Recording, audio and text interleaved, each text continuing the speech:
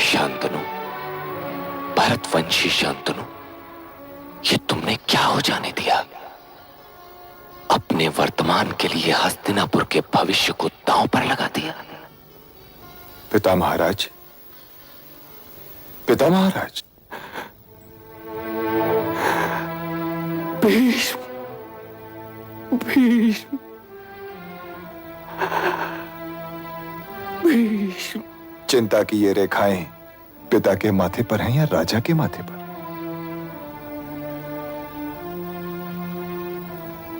दोनों के माथे पर। तो पहले मैं पिता से पूछूं या राजा से?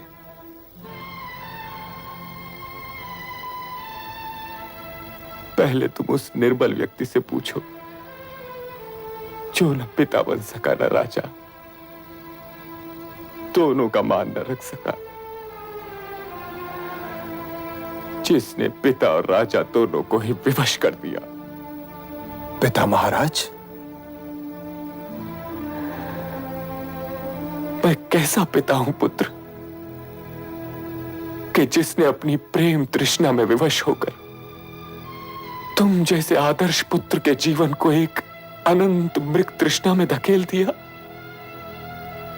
और कैसा राजा हूं मैं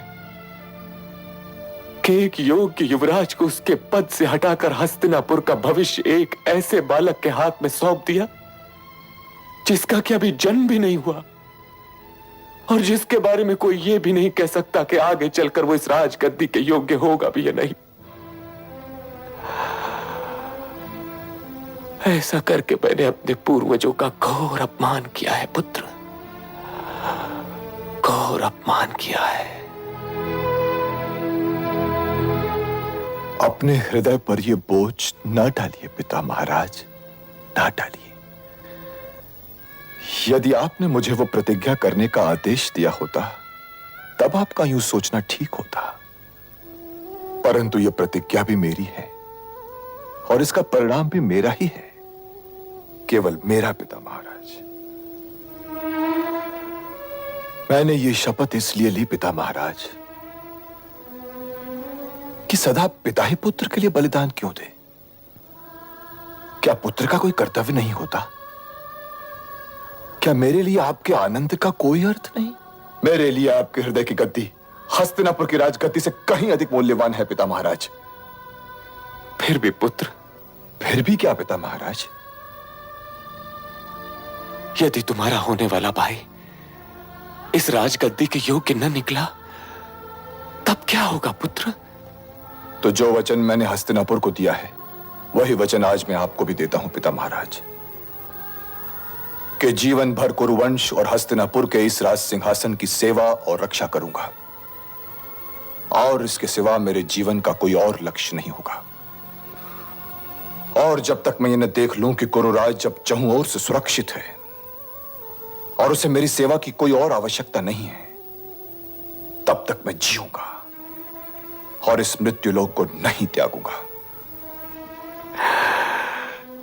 तुम जैसा पुत्र लोक और परलोक दोनों में धन्य है।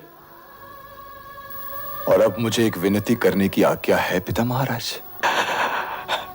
कहो पुत्र। राजा का यूं अकेला और उदास रहना उचित नहीं है महाराज। यदि राजा का मन भटकेगा तो यह राजनीति भी भटक जाएगी, क्योंकि राजनीति तो राजा ही की उंगली थामकर आगे बढ़ती है।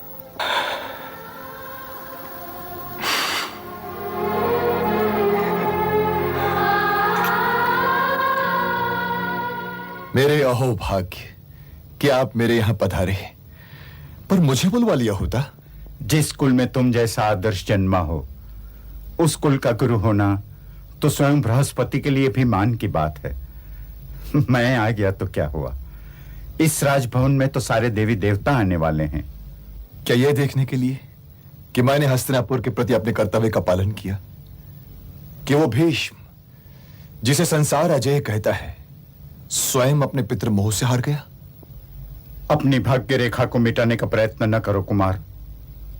तुम कर्मयोगी हो अपने कर्म किए जाओ। पता नहीं वर्तमान तुम्हें किस भविष्य के लिए तैयार कर रहा है। अब तो आप भी जा रहे हैं।